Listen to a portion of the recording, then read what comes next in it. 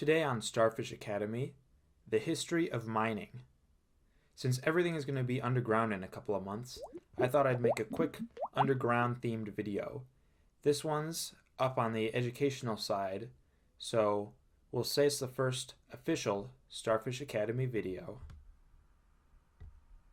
Alright, so the history of mining. There's some mining that's not done underground. I feel like I should just mention surface mining, first introduced in Danville, Illinois, for mining like coal or something. That's where the hork of what you want to mine is so shallowly under the earth that you don't bother boring through from the side or anything. Just get a big hole and go at it. Since cave-ins, not a worry, without a ceiling of rock, more precious stonage can be afforded to remove. Also, the use of the y-axis allows for the big boy machines to come and do all the heftcraft. Then there's strip mining, yada yada, which you see a lot in West Virginia. Type of surface mining, where you remove the top of a mountain and fill in a valley to get those cool mineral underneath.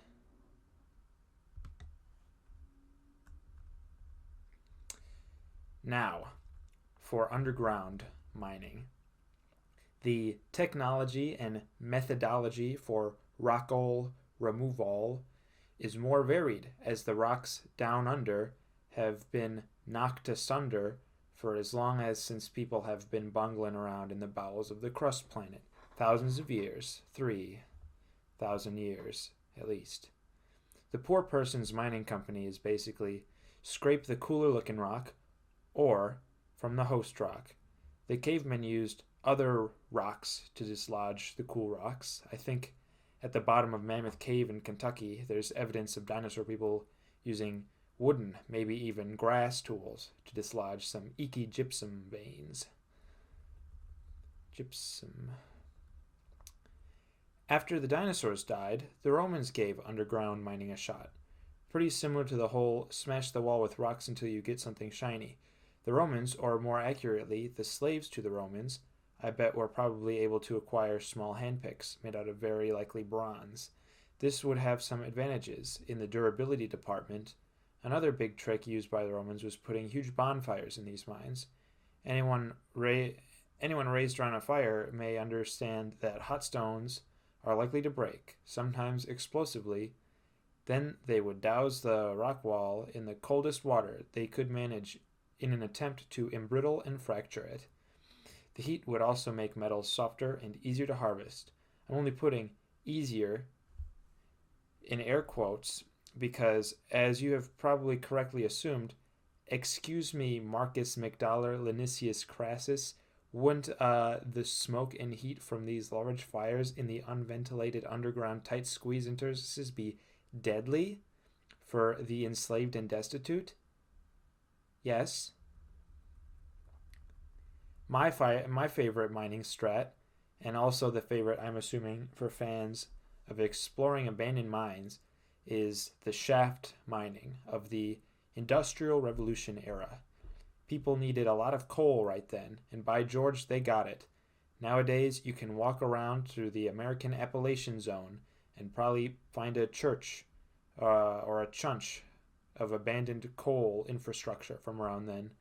If you are fiddling around in the American West, you may stumble across mines with similar technology, but with rare metals as the target rock rather than coal. I'm talking about zinc, I'm talking about copper, although you can find a lot of good American copper just up here around Michigan, Upper Peninsula, lead, quartz, gold. You may be familiar with the gold rush.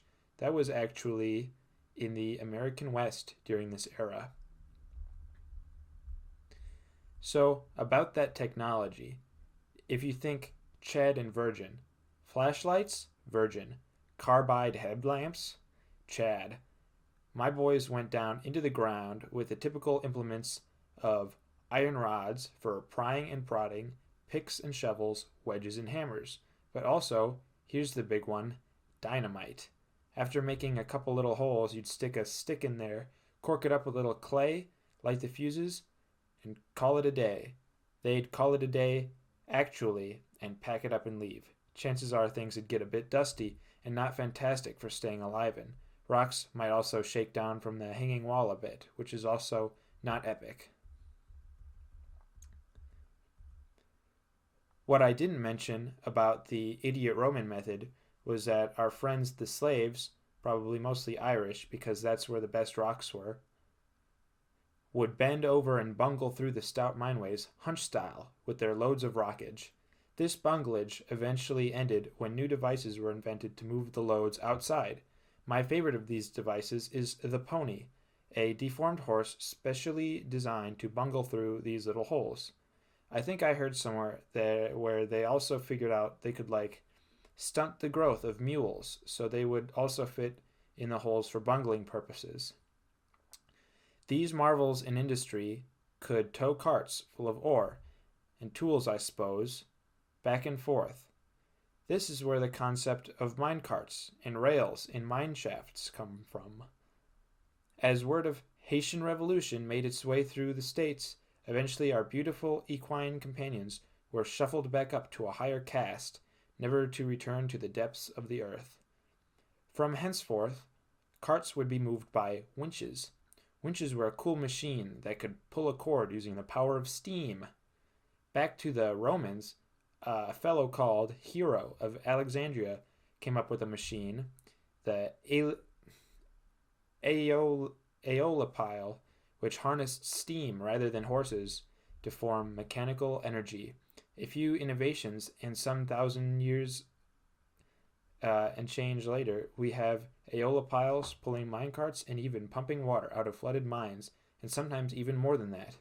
While not as sprawling as some of the European railways, the states had a modest web of tracks that could take you anywhere in this country you wanted to go, from Chicago to Santa Fe.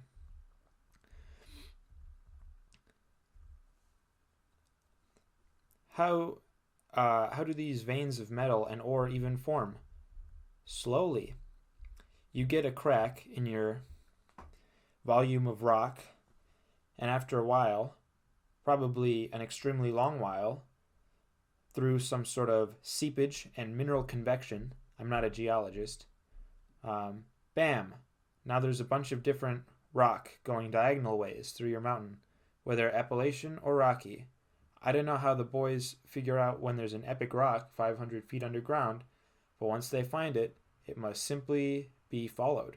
Something you see with these old mines is there's the stope, which is what we call the hole where the extracted ore was, and it goes down wide, flat, and diagonally.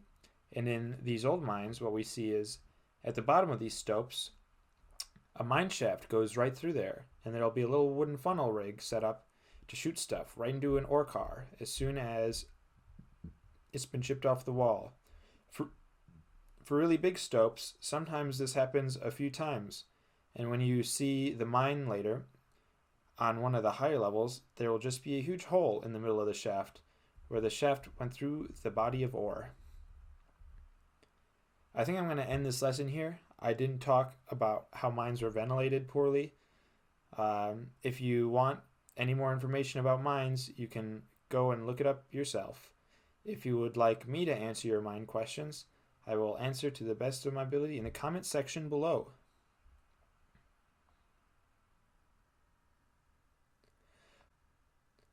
Hi, this has been Starfish Academy. Consider subscribing to this highly educational channel and possibly saving a colossal sum of money to attend a university which can't even produce a lesson a fraction as enriching. Thank you and have a starfish day.